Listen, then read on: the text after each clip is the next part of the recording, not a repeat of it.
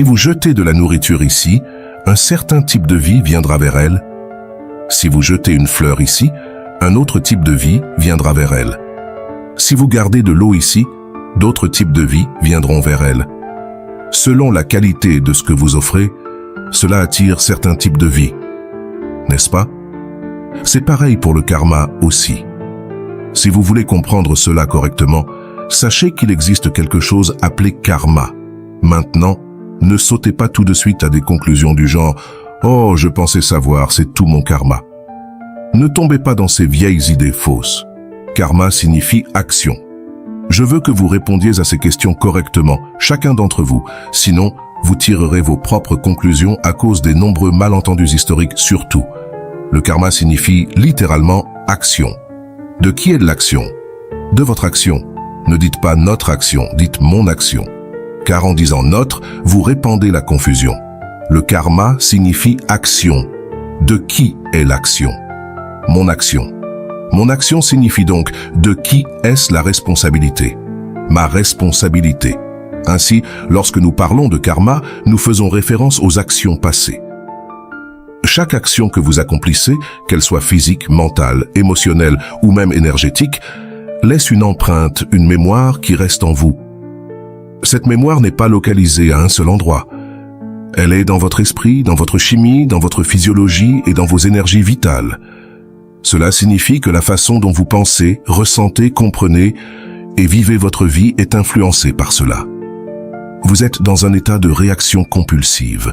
Une fois que vous avez accumulé un certain niveau de substance karmique, tout ce qui vous arrive va dans cette direction, et cela vous attire également dans cette direction.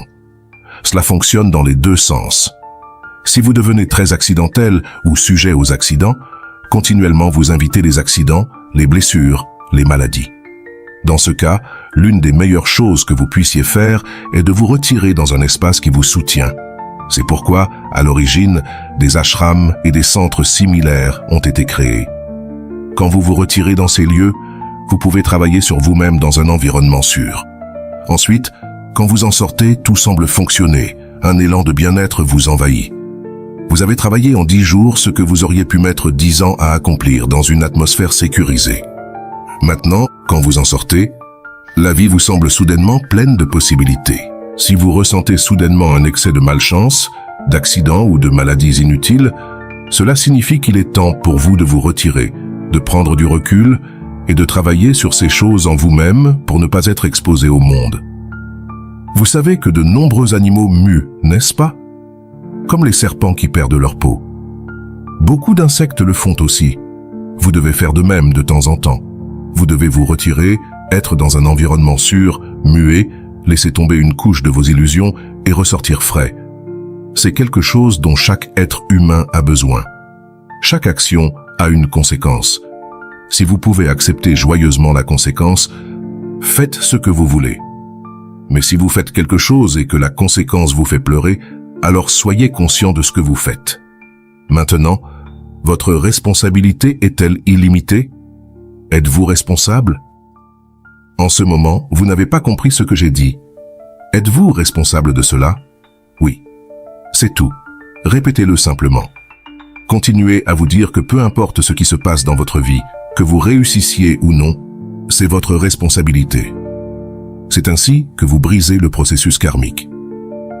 Est-ce que ce moment est inévitable? Tenez-vous en à ces deux choses. Ne vous compliquez pas avec tout ce non-sens.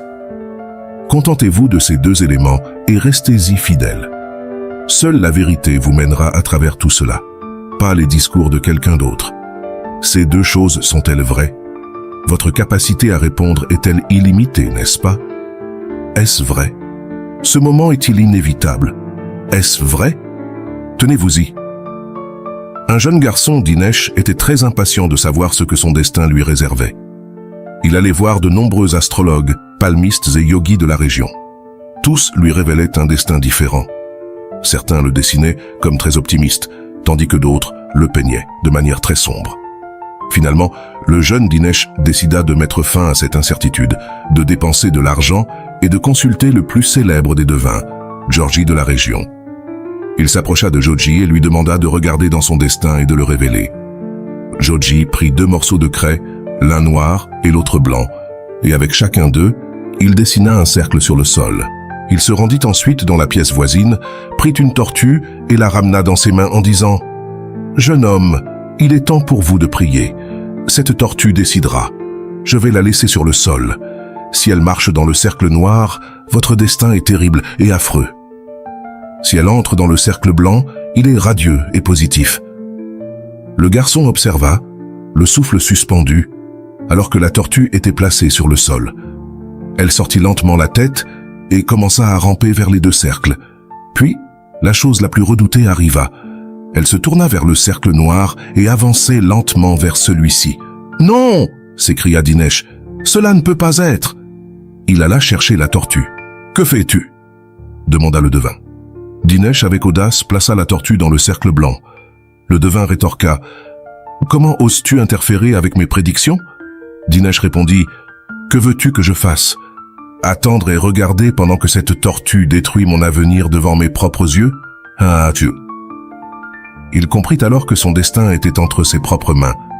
Comme la tortue qu'il avait soulevée, il se rendit compte que la question de savoir dans quelle mesure notre vie est décidée par le destin et dans quelle mesure elle est déterminée par notre purushartha ou effort personnel est largement débattue, même dans les cercles philosophiques.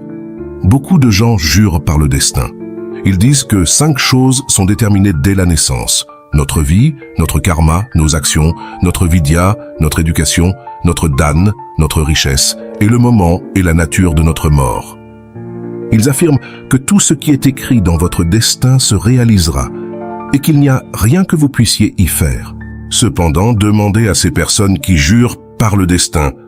Pouvez-vous, s'il vous plaît, me dire ce qu'est le bhag, destin ? Elles répondent souvent. Je ne sais pas, c'est quelque chose que l'astrologue ou le numérologue nous dit. Mais ce n'est pas vraiment le cas. Les karmas que nous avons réalisés dans notre vie précédente sont ce qui a créé notre destin dans cette vie. Donc, si nous pouvions agir selon notre libre arbitre dans notre vie passée, cela signifie que dans cette vie aussi, nous possédons la liberté de choix d'agir en accord avec notre libre arbitre. Il existe 3 sortes de karma que nous devons comprendre. Le premier est le karma sanchita. C'est le stock, les karmas accumulés de nos innombrables vies passées. Nous en sommes responsables et devrons en supporter les conséquences. Chaque fois que Dieu nous envoie, il prend une partie de ces karmas et nous les donne. Cette partie de votre sanchita, vous devrez l'endurer dans la vie à venir. Cela devient fixé comme notre destin. Mais en même temps, à chaque instant, nous avons la liberté d'effectuer des karmas selon notre libre arbitre. Ils sont appelés karmas prarabdha, qui sont fixés. Vous avez la liberté, donc ce que vous obtenez dans la vie est une combinaison de purushartha et de votre destin. Si le destin s'avère être pauvre, vous ne vous arrêtez pas là. Vous fournissez plus d'efforts et transformez ce mauvais destin en un destin radieux. Ainsi, le message est que, à chaque moment, nous avons la liberté d'agir. Ce libre arbitre de choisir entre les alternatives disponibles a été donné à l'âme par Dieu. La liberté de choix n'est pas infinie, on ne peut pas décider. Je choisis d'être la personne la plus intelligente au monde. Nos choix sont limités par nos karmas passés et présents. Cependant, nous possédons une certaine quantité de libre arbitre.